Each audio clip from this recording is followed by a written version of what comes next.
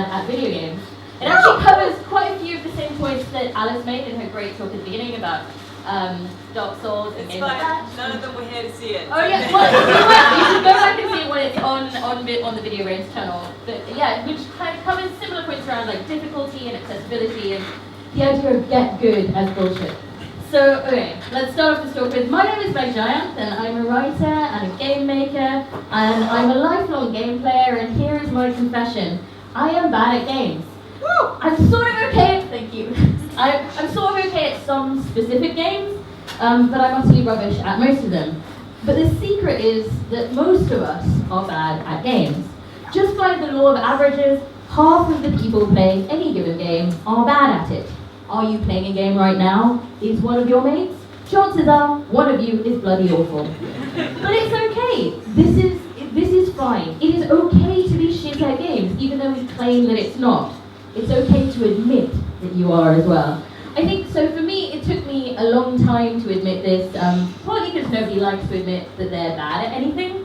And we also kind of pretend as a community that you have to master games in order to enjoy them. That anything else is somehow weak or disrespectful or, God, casual. But part of it is also that I'm a woman who plays games and works in the industry, and I've kind of felt a pressure to be good at games.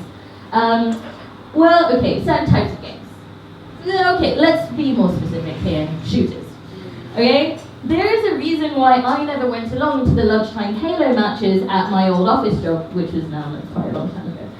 Because while it might have been fun to play Halo 3 and hang out with my colleagues at lunchtime, I felt like I had to hide the fact that I just wasn't very good at this game. As though I'd be letting the side down. I don't know which side, like women in general, probably, like brown women in particular. Like, my personal dislike of the game somehow tarnished the reputation of all womanhood, that I'd be unmasked as some kind of fake geek girl, even though I probably logged more hours on Civilization 3 than the rest of them combined. So this fear of being found out as not good at games was the reason why I never openly talked about being a gamer or liking games or playing games at university, and why I never joined in when my ex-boyfriend and his mates were playing Unreal Tournament. And it's ridiculous. There is no standard that we have to meet. And let's get real here. Being a gamer, playing games, it isn't heart surgery. Being bad at games is not a crime. So in the spirit of owning my own rubbishness out loud and encouraging the rest of you as well, hopefully, I'm going to tell you about all the different ways I've been bad at games and some of the things I've learned as a result. So, I have probably played more hours of various Civilization titles than I have any other game.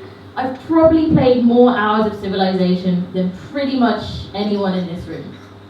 Okay, maybe not this room. But trust me, that's usually true. You'd think that would mean that I was amazing at Civilization. I am not. I always build up these really scientifically or culturally advanced civilizations that ends up being like invaded and brutally overrun by its militarily advanced neighbors. There's a grim truth about world politics here somewhere. But the thing is, I know what I need to do in order to win the game. It's not a matter of skill or knowledge that I'm failing at. I know that one of the things I have to do is specialize each city, but when it comes down to it, I end up making each one very balanced and a well-rounded metropolis because I feel bad for the systems. Yes. Yeah? If I've got a bunch of factories, I end up building a library and a high school and then a university next door because I want the kids of those factory workers to be able to better themselves and get education.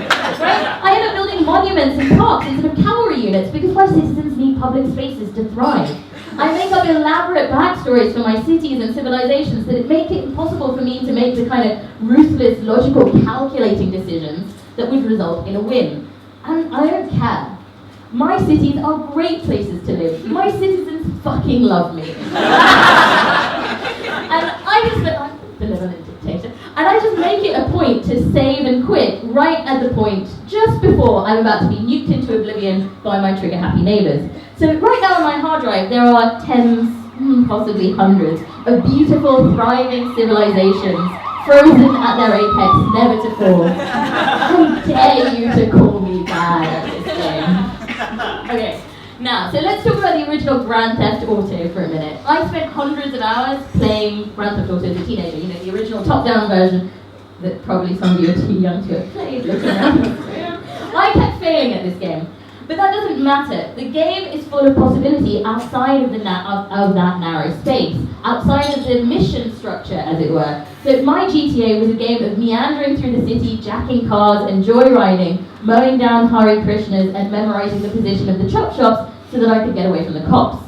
The only missions that I ever played and succeeded at were self-directed, and failure just changed the mission parameters. If that isn't a lesson for life, I don't know what is. The game is what you make of it, and rules are for breaking. So, one of my other favourite games growing up was the Aladdin game for the SNES. Any of you guys played this game?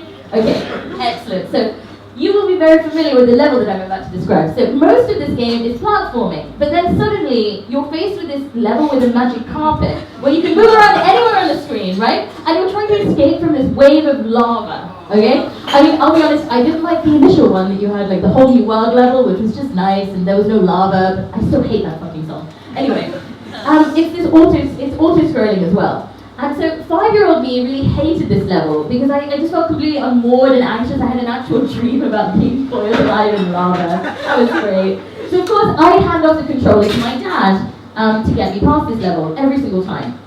A different parent might have tried to teach me a lesson about failing again and failing better, leaving me drowning in my pool of lava till I learned how to swim or become lava-proof. But instead, the lesson that I learned was one about cooperation. It was okay to ask for help, and it was okay not to be good at everything that the game developers expected me to be good at. It actually kind of made me think that maybe the problem wasn't me, but the demands that the game made of me. Why the hell shouldn't a 5-year-old expect an Aladdin game to be made so that she can play it through on her own? So, kind of moving on from that, I think the moment that I realized that the mobile games market was going to change the industry was maybe 8 years ago. I was playing Angry Birds on my phone on a visit to my parents' house, and my mother, who's a technophobe, who made it through my entire console and PC game-filled childhood without picking up a controller or ever managing a theme park. My mum looked over my shoulder and said, "Oh, you're doing that wrong." And with 3 taps, she beat the level that I'd been struggling with for an hour. I am worse at Angry Birds than my mother. And that's kind of great, and that's a small price to pay for the fact that a smartphone turned my mum into a gamer. So I made a game a little while ago. I wrote a game called 80 Days, which is this massively branching interactive fiction piece based on Jules Verne's Around the World in 80 Days. The thing is, I made this game, and I'm really bad at it. I'm breathtakingly bad at this game. And I wrote most of the words in it. I constantly lie to people about my record when they ask me. Yeah, I once got 72, so let's go with that. So when we were testing the game, my co-writer on the project, and the co-founder being called John Ingalls, he got thrown off a train on one of his playthroughs as he was playtesting. And the rest of us found it hilarious because he had written that train journey himself. But he got so into the story as he was playing that he actually chose the options that got booted him off by the irate train conductor. Which is kind of an amazing thing, right? I think that's when we thought that we might have something worthwhile on our hands.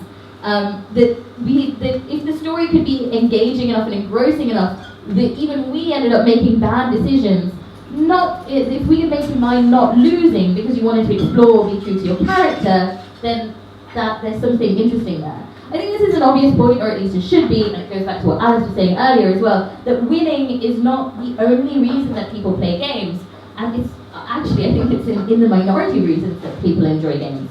Players can have rewarding, engrossing, holistic experiences without ever beating a game, and I wish more games were designed with that in mind. But certainly a lot of mobile games are, and I think they're kind of leading that design thinking at the moment. So a tiny digression going back to how my mum is super hardcore now. I rang her up the weekend after my game came out, and I asked her what she thought of it. Hoping to hear something like, "Oh, I really liked your prose, Meg.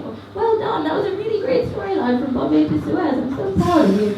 But instead, her exact words to me were, "I'm sorry, I don't have time for story. I have a cursed dagger I have to sell in Tehran."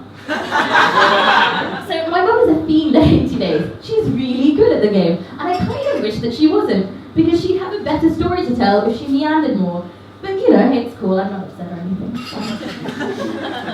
So, first person shooters. I hate being shot at. All of my higher brain functions completely erode. the lesson that I learned from playing them is that I should never be an officer if there is an actual war situation. I can be a grunt, as long as someone is shouting like irate, barked instructions at me, I can just about point my gun in a direction and shoot. But I lose the ability to kind of navigate in three-dimensional space. I get killed a lot while I'm staring at the sky. So the thing is, I could probably get good at this. I could probably put in time and effort and energy and get better at shooting digital people in the head. I just don't want to.